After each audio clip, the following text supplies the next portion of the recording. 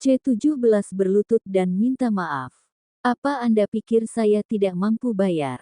Bahkan jika saya mau saya bisa membeli rumah sakit ini.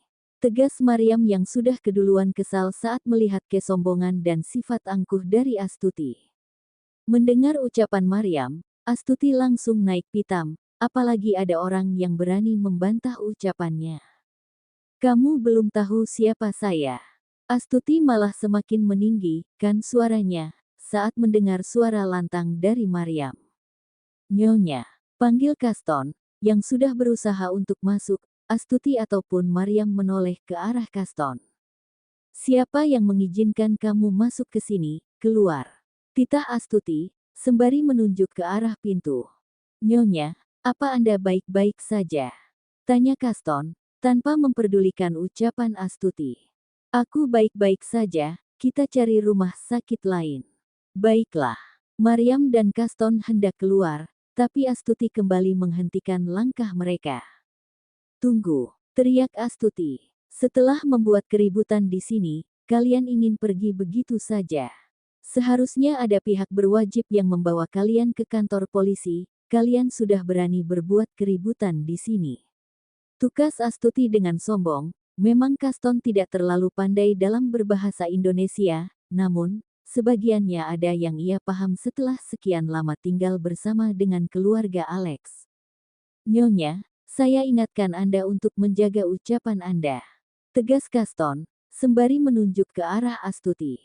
Bu, sudah, kita tidak perlu lagi ribut-ribut, biarkan mereka pergi, bisik Mela. Astuti menatap geram ke arah Mela, lalu menghentakkan tangan wanita itu yang dari tadi memegang lengannya.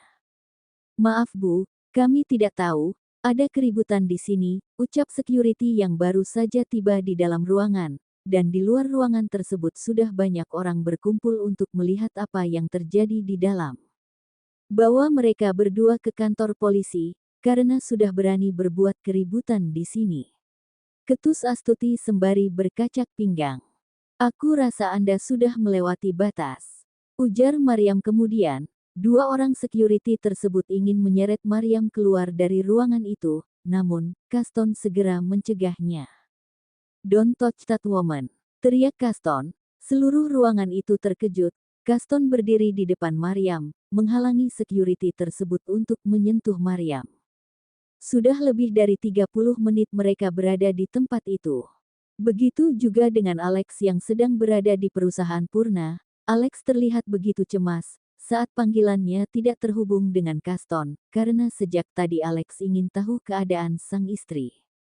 Satria memberikan proposal kerjasamanya dengan Alex, dan juga sebuah pena yang ia berikan kepada pria matang itu. Di kursi lain ada Anita yang senang melihat meeting hari ini berjalan begitu lancar.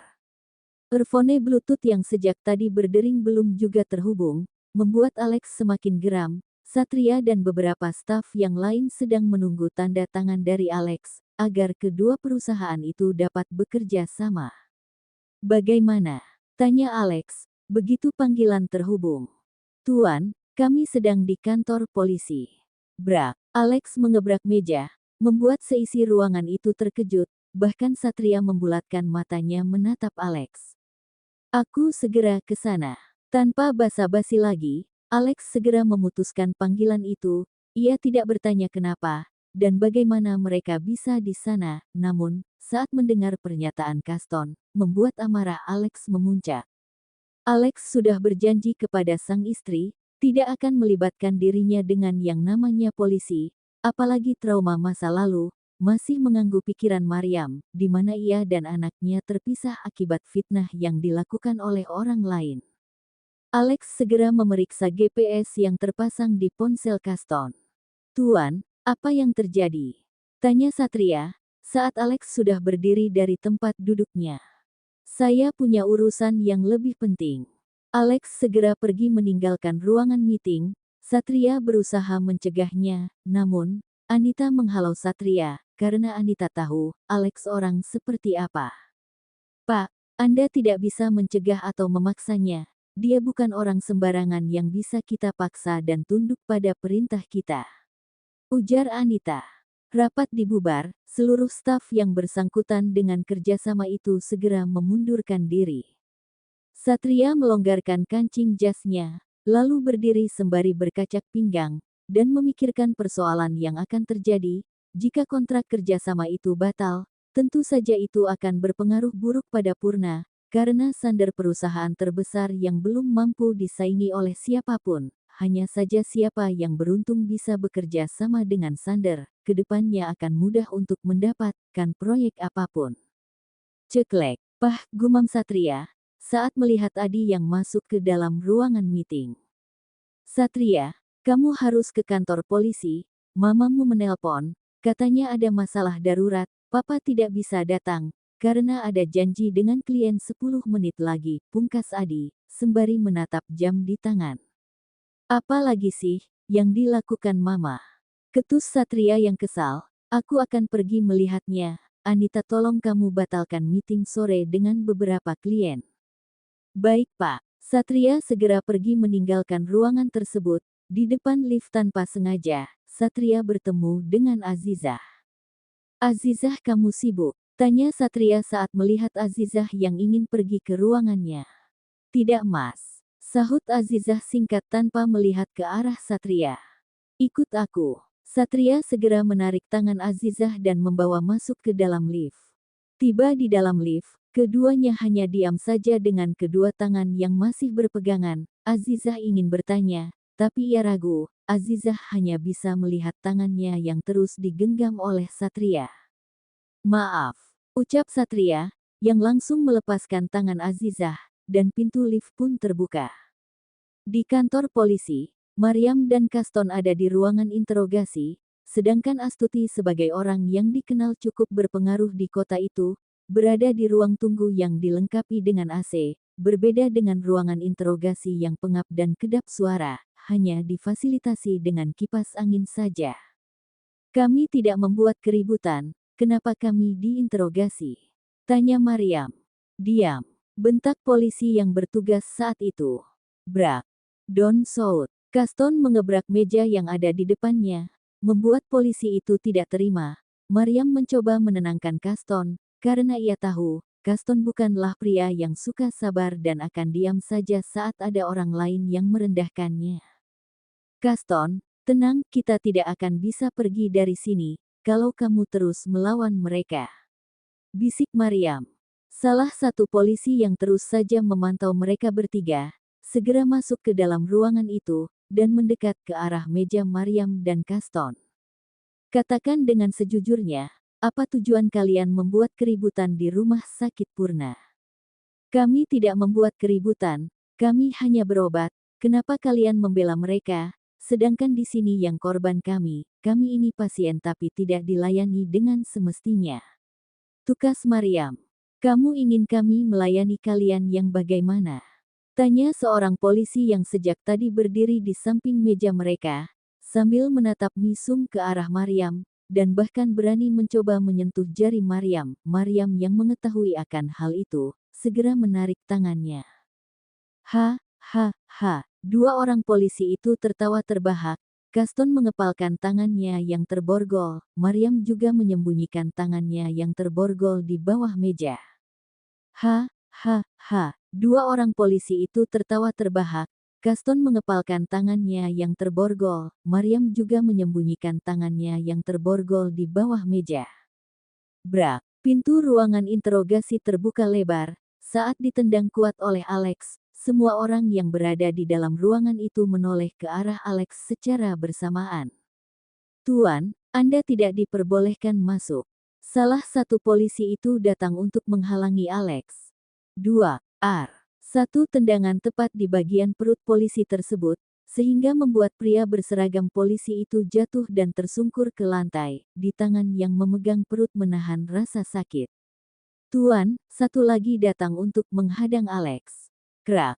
Alex segera mengeluarkan senjatanya membuat polisi itu terkejut dan mengangkat tangannya. Lepas tita Alex, pandangannya tidak berpindah dari tadi menatap Maryam. Tuan, ini ruangan interogasi, Anda tidak boleh mengganggu kami melakukan pekerjaan kami. Ujar polisi itu, yang masih mengangkat tangannya. Lepas! Teriak Alex. Dengan keras, senjata masih mengarah ke arah polisi itu. Rahang Alex mengeras, wajahnya merah padam, tangan kiri mengepal, sehingga terlihat garis urat-urat tangannya yang membesar. Tep, tep, tep. Tuan Alex, maafkan saya, ini salah saya, mereka semua tidak mengenal Anda. Seru seseorang yang berlari ke arah Alex, yang baru saja datang ke kantor, sang komisaris yang bertugas di kantor polisi itu. Alex menoleh, melihat pria yang tak asing baginya, dan juga sudah dikenal lama olehnya. Mario, lirih Alex, pria yang sedang memakai baju kerjanya itu, sejak tadi berlari tergesa-gesa saat mendapati panggilan dari Alex. Polisi yang terjatuh tadi kembali bangkit dan berdiri tak jauh dari mereka. Pak, hormat keduanya serentak ke arah Mario. Mario adalah atasan mereka. Apa yang kalian lakukan? Kenapa masih berdiri di sana? Cepat lepaskan borgol mereka. Titah Mario kepada bawahannya. Tapi, Pak, mereka masih belum bergerak. Cepat. Baik, keduanya segera melepaskan tangan Mariam dan Kaston yang sejak tadi terborgol. Mariam segera menghampiri dan suami, dengan yang masih memegang perutnya. Alex mengetahui kalau sang istri sedang menahan rasa sakit. Belum berobat. Mariam menggeleng pelan. Tuan, maaf ini semua salah saya yang tidak masuk bersama dengan Nyonya saat Nyonya berobat. Tukas Kaston, yang menunduk. Mario, kamu sudah tahu apa yang ku benci yang tak ingin kulihat. Tanya Alex, melihat ke arah pria yang bernama Mario. Tubuh Mario bergetar hebat, saat mendapati pertanyaan itu, tentu saja Mario tahu bagaimana Alex. Saya minta maaf tuan, saya tahu apa yang harus saya lakukan. Bagus. Alex segera membawa Mariam keluar dari tempat itu, dan diikuti oleh Kaston. Kalian berdua diskor, dan kalian akan mendapatkan hukuman atas perbuatan kalian. Tukas Mario, kepada kedua bawahannya itu. Di luar ruangan, Alex yang mengandeng Mariam keluar dari tempat itu, dan secara bersamaan, Astuti juga keluar dari ruangan tunggu, untuk melihat perkembangan di ruangan interogasi. Ceklek, kenapa kalian keluar? Tanya Astuti, belum menyadari keberadaan Alex. Mariam tidak menjawab. Kamu bisu ya? Sambung Astuti, langsung Alex naik pitam mendengar kata-kata itu. Nyonya, sepertinya Anda tidak menghargai keberadaan saya di sini. Ujar Alex. Astuti melirik ke arah pria berbadan besar dan tinggi, dengan tubuh yang kekar dan terlihat begitu menyeramkan pandangannya itu. Memangnya Anda siapa? Apa urusan Anda di mari? Urusan saya hanya dengan wanita ini. Tegas Astuti, sembari menunjuk ke arah Mariam. Mama, seru Satria. Saat melihat sang ibu yang sedang berdebat dengan Alex, wanita itu segera menoleh. Sayang, kenapa kamu di sini? Di mana papamu? Tanya Astuti yang mencari sosok sang suami. Tuan, Alex, apa yang terjadi? Apa yang membawa Anda dan istri Anda kemari? Tanya Satria. Sat, kenapa kamu bertanya kepada mereka? Harusnya kamu bertanya pada Mama. Mereka sudah membuat keributan di rumah sakit Mama. Padahal Mama ada janjian untuk bertemu dengan istri rekan bisnis papamu, tapi mereka malah membuat keributan pagi ini. Pungkas Astuti yang belum menyadari orang yang ia maksud ada di depannya. Ma, panggil Satria. Melihat ke arah ibunya sekilas, lalu kembali melihat Alex. Ini orang yang dimaksud oleh Papa, Tuan Alex, klien penting kita pagi ini, namun, karena istrinya sakit, Papa menyuruh Tuan Alex untuk mengirim istrinya ke rumah sakit untuk berobat. Astuti terkejut, mendengar pernyataan Satria, kepalanya pusing dan berat, bagaikan dihantam benda dengan berat yang tiada taraf. Apa? Astuti, memegang kepalanya, ia sedikit merasa pusing.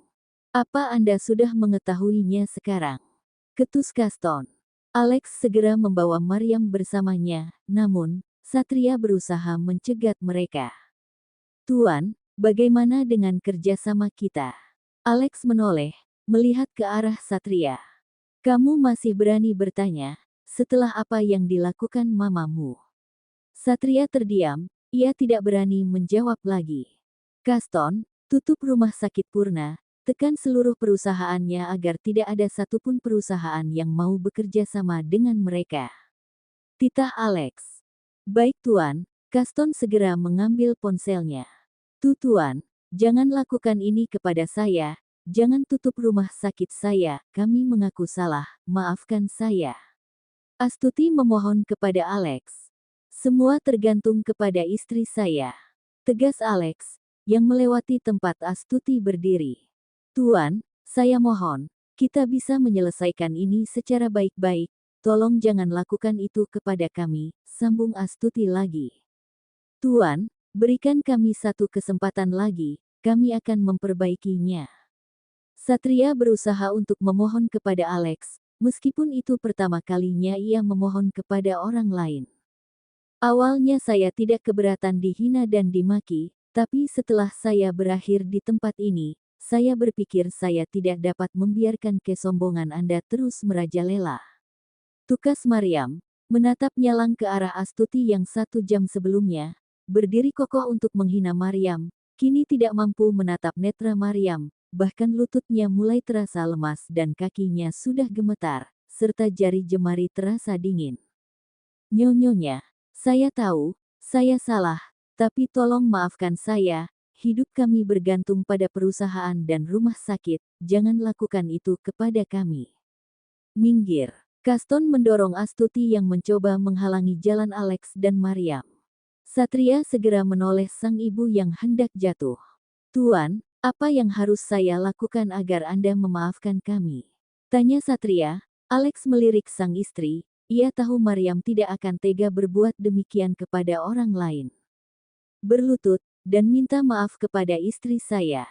Tegas Alex, Maryam membulatkan matanya, menatap sang suami, sembari menggeleng kepala untuk memberi Alex isyarat agar tidak melakukan itu. Astuti mengepalkan tangannya, begitu juga Satria.